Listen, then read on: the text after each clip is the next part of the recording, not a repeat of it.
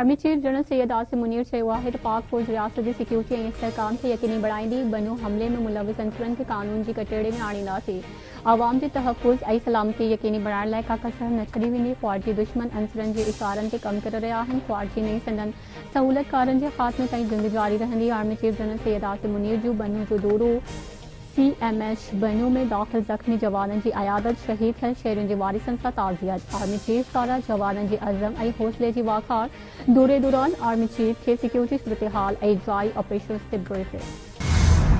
वज़ीर आज़म शहबाज शरीफ नौजवाननि खे मार्केट ऐं सनअतुनि में घुरिबल हुनर ऐं खपत मुताबिक़ तरबियती प्रोग्राम फ़राहम करण वारे मंसूबे जी मंज़ूरी ॾेई छॾी। वज़ीर आज़म जी सदारत हेठि नेशनल यूथ एम्प्लॉयमेंट प्लान ते जाइज़े वारो इजलास में वज़ीर आज़म के ईंदड़ 4 सालनि में मुख़्तलिफ़ इदारनि ज़रिए तरबियत ऐं रोज़गार जा मौक़िया फ़राहम करण वारी हिकमत अमली खां आगाह कयो वियो। वज़ीर आज़म मंसूबे ते अमल दरामद जी पाण निगरानी कंदो। वज़ीर आज़म नौजवाननि खे मुख़्तलिफ़ शोबनि में तरबियत लाइ मक़ामी सनअत सां लाॻीतो राब्ता ऐं अफ़रादी क़ुव्वत जी आलमी इदारनि जी खपत ते नज़र रखण जॾहिं त मक़ामी सनअतुनि में घुरिबल हुनर जे हवाले सां हिकु जामे डेटाबेस क़ाइमु करण जी बि हिदायत करे छॾी। हुन चवण त पाकिस्तान जा बासलाहियत नौजवान मुल्क जो सभ खां क़ीमती असासो आहिनि। कर्ज़ प्रोग्राम जी ईंदड़ किस्त जे लाइ IMF ऐं पाकिस्तानी इख्तियारनि विच में ॻाल्हियूं जारी। ज़रियनि मूजिब IMF वफ़द जी FBR ऐं BSIP इख्तियारनि सां मुलाक़ात। FBR 605 अरब रुपयनि जो टैक्स शॉर्टफॉल पूरो करण वारे प्लान खां आगाह करे छॾियो। ज़रियनि जो चवणु आहे त टैक्स ओगाड़ी जो शॉर्टफॉल पूरो करण लाइ मनी बजट न ईंदी। शॉर्टफॉल पूरो करण लाइ अदालतुनि में टैक्स केस जल्द उकलाया वेंदा। हुकूमत अदालतुनि में ॿुधणी है टैक्स केसुनि में भरपूर सहकार जी ख़ातिरी कराई आहे। मुआशी तरक्की लाइ जदीद तहक़ीक़ खे आमली मैदान में आणणो पवंदो। चैलेंजिस मां नयूं ऐजादूं जनम वठणियूं आहिनि। ही हिकु बहितरीन मिसाल साबित थींदो। असांखे मुल्क जी पैदावार वधाइण जी घुर्जे, जंहिंजा बेशुमार फ़ाइदा आहिनि। सिंध जे वॾे वज़ीर सैयद मुराद अली शाह जो कराची में FPCCI लॉन्च पैड पाकिस्तान जी तक़रीब के हिताब सां चवण त मक़ामी पैदावार वधण सां रोज़गार जा मौक़िया पैदा थींदा, मईशत मुस्तक़िम थींदी। लॉन्च पैड पाकिस्तान तालीमी इदारनि ऐं सनअत जे विच में ख़ाल भरींदो। नौजवाननि लाइ मौक़िया पैदा करण सिंध हुकूमत जी पहिरीं तरजीह आहे। तक़रीब में गवर्नर कामरान खान टेसोरी ऐं सीनियर वज़ीर शर्जील इनाम मेमण जी शिरकत। सिंध हुकूमत तरफ़ां महांगाई खे नज़र में रखंदे अवाम खे रिलीफ ॾियण लाइ सॼे सूबे में बचत बाज़ारूं क़ाइम। सिंध जे सीनियर सूबाई वज़ीर शर्जील इनाम मेमण जो चवणु आहे त रमज़ानुल मुबारक जे महीने में अवाम खे रिलीफ ॾियण लाइ सॼी सिंध में बचत बाज़ारूं क़ाइमु कई वयूं आहिनि। अवाम खे रिलीफ ॾियणु सिंध हुकूमत जी पहिरीं तरजीह आहे। इन्हनि क़दमनि जो मक़सदु अवाम तां महांगाई जो बार घटाइण आहे। मुनाफ़ेख़ोरी ऐं बद इंतज़ामी खे कंहिं बि सूरत में बर्दाश्त न कयो वेंदो। भनकड़ी कंदड़नि ख़िलाफ़ सख़्त कार्रवाई थींदी। सीनियर सूबाई वज़ीर शर्जील इनाम मेमण चयो त महांगाई ज़ख़ीरा अंदोज़ी ऐं कंहिं बि क़िस्म जी बद इंतज़ामी खे रोकण लाइ ऑफिसरनि जूं ड्यूटीज़ लॻायूं वेंदियूं। अवाम बचत बाज़ारुनि मां भरपूर फ़ाइदो हासिल करे क़ीमतुनि में इस्तेहकाम ऐं शयुनि जे मयार खे यकीनी बणाइण लाइ बचत बाज़ारुनि जी लाॻेतो निगरानी कई पई वञे। शिकायतूं सिधी रीत लाॻापियल ऑफिसरनि ताईं पहुचाई। सिंध में पानी की खोट सबब सोकड़े वारी सूरत हाल डिक्लेयर। सूबाई डिजास्टर मैनेजमेंट अथॉरिटी सोकड़े की सूरत हाल बाबत आगाही ॾेई छॾी। सिंध जे आबपाशी खाते जे डायरेक्टर रेगुलेशन सभिनी बैराजनि जी चीफ इंजीनियर्स खे ख़त लिखी छॾियो। ख़त में जणायो वियो आहे त कराची, हैदराबाद, सखर, खैरपुर, घोटकी, लाड़काणो, मीरपुर ख़ास, सरपारकट, ठटो, बदीन ऐं दादू में सोकड़े वारी सूरत हाल आहे। मौसमियात खाते मूजिब सिंध में घणी बरसात पवण जो इम्कान न आहे। पाणी की खोट शिदत इख्तियार करे सघे थी। पाणी जी मुंछाणी विर्छ लाइ वाटर रोटेशन प्लान तैयार कयो वञे। लाॻापियल इख्तियारनि खे हिदायत। तरबेला डैम में हिन वक़्तु पाणी लॻभॻि तरो वञी वरितो। अॼोकी डेटा मूजिब डैम में हिन वक़्तु 1 लख एकड़ फुट खां बि घटि पाणी मौजूदु आहे। गुज़िरियल साल अॼोके ॾींहं ते तरबेला में 8 लख एकड़ फुट पाणी हुयो। हिन वक़्तु तरबेला मां 20,000 क्यूसेक पाणी निकाल थी रहियो आहे, जॾहिं त 22,900 क्यूसेक पाणी तरबेला में दाख़िल थी रहियो आहे। इहा सूरत हाल आबपाशी माहिरनि मूजिब का घणी बहितर नाहे। काबुल नदी मां 14,700 क्यूसेक पाणी जे आमद बावजूद सिंध खे घणो फ़ाइदो न पियो रसे। पाणी जे ठाह मूजिब सखर बिराज ते हिन वक़्तु 30,000 क्यूसेक पाणी हुअणु घुरिजे। पाणी माहिरनि जो चवणु आहे त मार्च में वधीक मींहुं न वसिया त सिंध में अगाटे ख़रीद जी खूट वारी सूरत हाल बरक़रार रहंदी।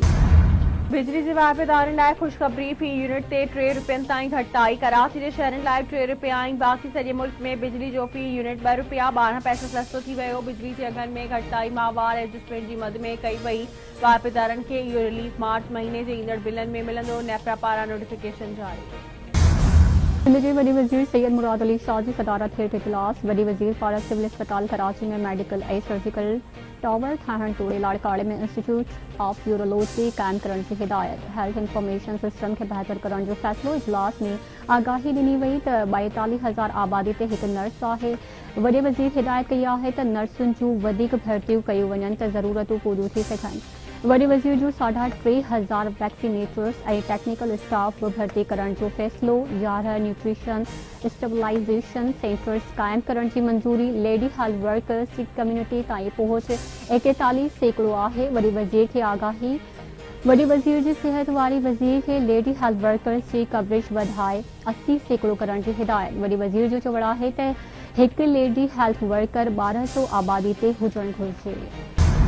आईजी सिंध पुलिस गुलाम नबी मेमन पारां क़तल केस ऐं फरार थियल जवाबदारनि मंशियात विकिरो कंदड़ खिलाफ क्रैकडाउन की हिदायत। आदि ॾोहारियुनि खिलाफ मुहिम की सूरत में क्रैकडाउन की शुरुआत कई वञे। मंशियात माफ़ियाउनि जो गठजोड़ तोड़े फरार थियल जवाबदारनि खे फौरी तौर गिरफ़्तार कयो वञे। ज़िले अमलदार फील्ड में वञी बाज़ारुनि रोडनि रस्तनि ऐं मार्केटुनि जो दौरो कनि ऐं वापारी तंज़ीमुनि मार्केट कमेटियुनि ऐं शहरनि सां राब्ते में रही सदन मसला हल कनि। आईजी सिंध पुलिस जूं रमज़ान में स्ट्रीट क्राइम ऐं अमनो अमान की सूरत हाल बाबत अहम इजलास दौरान ॻाल्हियूं। संदसि चवणु आहे त स्ट्रीट क्राइम की वारदातुनि में मंशियात जा आदि ऐं फरार थियल जवाबदार मुलविस हूंदा आहिनि।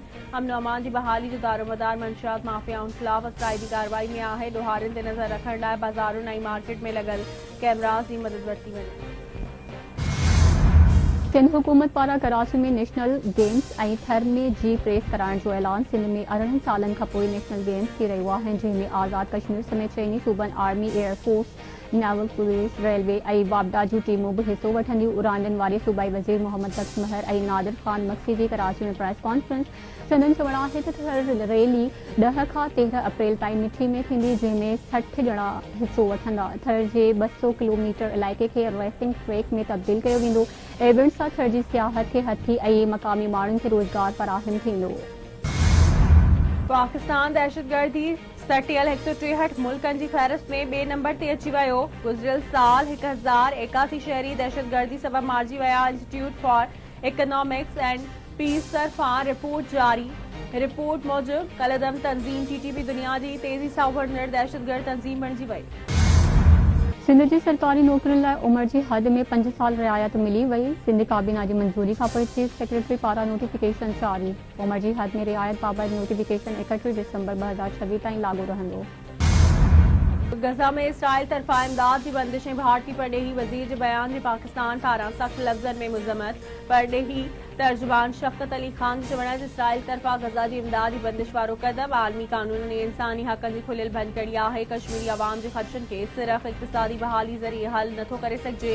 कश्मीर मसइले जो हल सलामती काउंसिल जे ठहराउनि मुताबिक़ ज़रूरी आहे। दहशतगर्दी जे ख़ात्मे लाइ पाकिस्तान पुरज़म आहे ऐं असांजी सिक्योरिटी फोर्सिस जूं कार्रवायूं कामयाब रहियूं आहिनि। पाकिस्तान दहशतगर्द शरीफुल्लाह ख़िलाफ़ अमेरिका सां सहकार कयो, जेको दहशतगर्दी ख़िलाफ़ ॿिन्ही मुल्कनि जे लाॻापनि खे ज़ाहिर करे थो। पाकिस्तान दाइश जी दहशतगर्द खे अमेरिका हवाले गॾियल क़ौम जे ठहराउ मुताबिक़ कयो। परॾेही तर्जुमान चयो आहे त दहशतगर्द ग्रुपनि जूं अफ़गानिस्तान में महफ़ूज़ पनाहगाहूं आहिनि। अमेरिका सां सिक्योरिटी ऐं इंटेलिजेंस सहकार जारी आहे। पाकिस्तान हिक तरफ़े तौर ते तुर्खम बॉर्डर बंदि नाहे कयो, पर अफ़गानिस्तान जी उबूरी हुकूमत पाकिस्तान जी हद में कुझु हंधनि ते अॾावत जी कोशिश कई, जंहिं सबबि मसइलो पैदा थियो।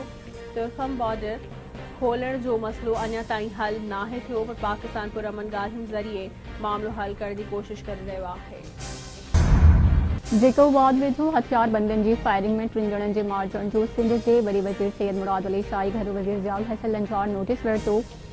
SSP जेकोबाद खां वाक़े जा तफ़सील तलब। सिंध जो अमन ख़राब कंदड़नि ऐं ख़ौफ़ पखेड़ींदड़नि सां का बि रिआयत न कई वञे। 3 ॼणनि जे क़तल वारे वाक़े जी मुकमल जांच करे मुलविस जवाबदारनि खे कानून जे कटोरे में आंदो वञे।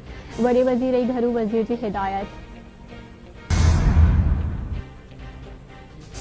जाफराबाद वेझो हथियारबंदनि जी फायरिंग में चाचो ऐं भाइटो मारिजी विया। पुलिस मूजिब मारिजी वियलनि जी सुञाणप अब्दुल रहीम ऐं सूफ़ी फ़तेह मोहम्मद गोला तौर थी आहे। वाक़ियो फुर दौरान मुज़ाहिमत तां पेश आयो।